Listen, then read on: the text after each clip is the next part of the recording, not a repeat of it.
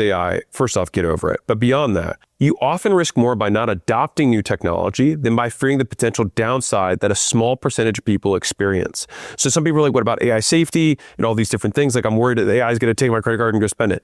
Of course, there's weird edge cases where, someone gave too many permissions to an agent and they didn't have enough guardrails installed. But it's like saying, I got hacked on the internet, so I should never use the internet again. It's not good reasoning, right? And so why don't more people adopt AI? Well, the reason is more like complacency, right? There's a short-term cost that you have to incur in order to learn a new thing, period. So it's just like training an employee. If you're thinking to yourself, well, I don't want to train this employee because it's going to take me time to do that when I could be doing the work. It's like, yeah, but as soon as you train them, then they can do the work forever, right? It makes sense to do it. But when you think too short-term, which most humans do, then you end up losing to people who can think even a little bit more long-term.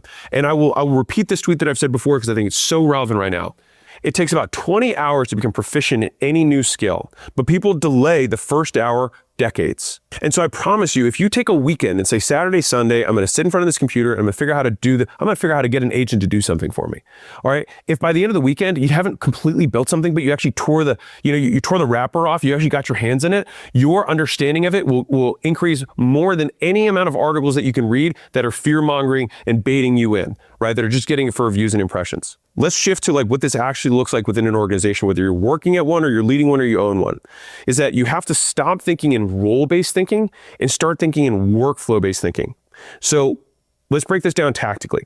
For every hire that you're considering, you want to write down the 4 to 6 things or 8 things or 10 things that person actually does with their hands and their eyes and like in their mouth, does stuff. All right. And then ask whether each of those activities could live inside of a workflow instead of headcount. And so the old thinking or the old paradigm is I need to hire an editor. The new thinking or paradigm is what are these 5 things an editor actually does that creates a video? And each one of those things should be a workflow. So let me just give you a visual to kind of drive this home. So let's say that you have an organization that looks like this, okay? Very simple. Each of these roles has tasks underneath of them, or at least they should, right? Of course, they should. But all of these is to organize humans, not to organize the inputs and outputs. Because in an organization, if we were to do something perfectly, we would have it much more like a manufacturing business. Now, what does that mean? Every business at its most basic level takes raw inputs, adds some special sauce, and then you get an output that's more valuable.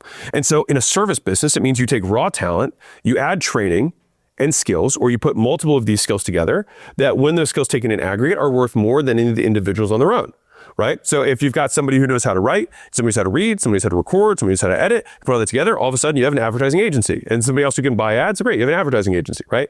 And so but the thing is that this is our organizational structure is to organize communication between humans and hierarchy for decision making. But if you had the same rules from the beginning of how everything should be created, then all of these little dashes that I have underneath of here, which are the tasks that someone does, should just be organized in a linear fashion that then